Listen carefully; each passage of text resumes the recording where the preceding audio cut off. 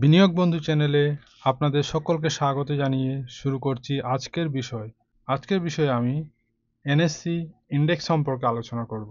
চলুন ডিসপ্লে বোর্ডে যাওয়া যাক। আজকে আলোচ্য বিষয় এনএসসি ইন্ডেক্স সূচক। আমরা আগের ভিডিওতে বিএসসি ইন্ডেক্স সূচক নিয়ে আলোচনা করেছি এবং জেনেছি।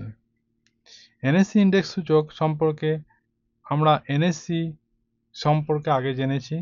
এবার এই এনএসসির ইন্ডেক্সগুলো কি কি আছে সেগুলো সম্পর্কে আমরা এখন জানব।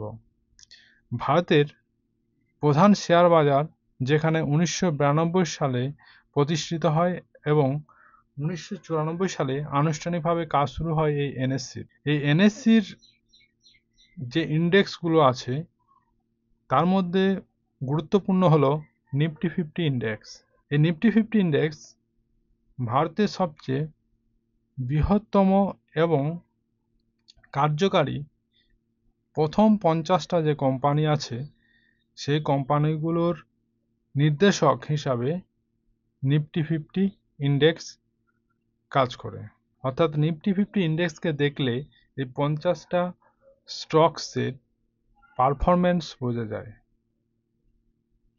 আর এই নিফটি 50 ইন্ডেক্স ভারতের বর্তমানে গুরুত্বপূর্ণ একটি ইন্ডেক্স। এছাড়াও অন্যান্য যে ইন্ডেক্সগুলো আছে সেগুলো হলো নিফটি নেক্সট 50, অর্থাৎ নিফটি 50-র 50টি স্টকসের পরবর্তী 50টা স্টকস যে ইন্ডেক্স দ্বারা সূচিত হয় সেটা হলো নিফটি নেক্সট 50। এরপর বিশেষ গুরুত্বপূর্ণ ব্যাংকিং সেক্টরের স্টকস দ্বারা গঠিত নিফটি ব্যাংক। এই নিফটি ব্যাংকের ভারতের মোট 12টি ব্যাংক অন্তর্ভুক্ত, আর এই 12টি ব্যাংকের পারফরমেন্স এই নিফটি ব্যাংকের দ্বারা নির্দেশ হয়। এরপর আছে আরও অন্যান্য যে ইন্ডেক্সগুলো, সেগুলো হলো নিফটি আইটি, যেটা ইনফরমেশন টেকনোলজি, বিএসসির ক্ষেত্রে আমরা দেখেছি। Nifty FMCG, fast moving consumer goods, এই ধরনের স্টকসগুলো এফএমসিজির মধ্যে পড়ে।